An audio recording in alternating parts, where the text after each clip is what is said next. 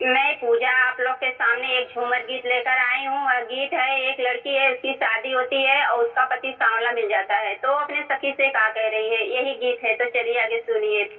गोरा पिया रहते हंसी के मनामती, गोरा पिया रहते हंसी के मनामती, समर का के तना गुमान चलले लुंगी झारी ए सखी, समर का के तना गुमान चलले लुंगी झारी ए सखी,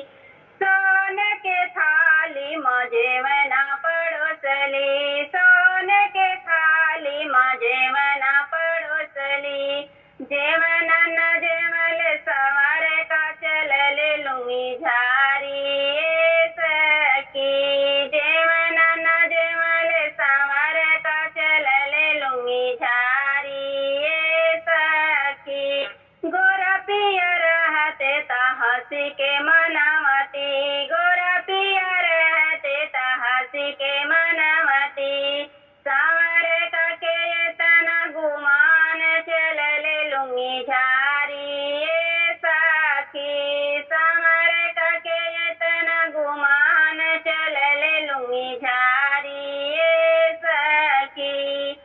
सोन के लोटा में जल भर लायो, सोन के लोटा में जल भर लायो,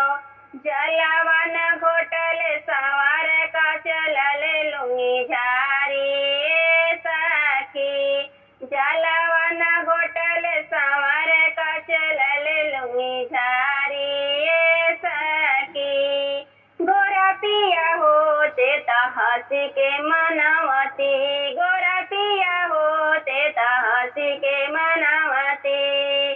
समर का चलले लुंगी झारी,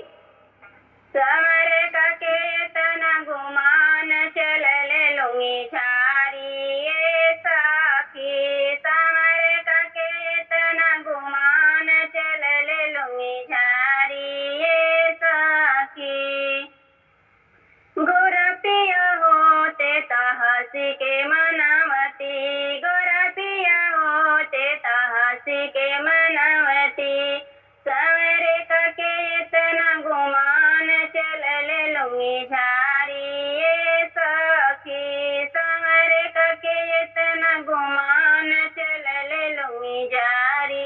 ए सखी, फूलेवा में चुनी चुनी से जिया सजवली, फूलेवा में चुनी चुनी से जिया सजवली, से जिया न सुतल सवर का चलले लुंगी झारी ए सखी, से जिया न सुतल सवर का चलले लुंगी झारी ए सखी, गोरा पिया होते हंसी के मनावती, गोरा पिया होते हंसी के मनावती, समर का के तना गुमान चलले लुंगी झारी।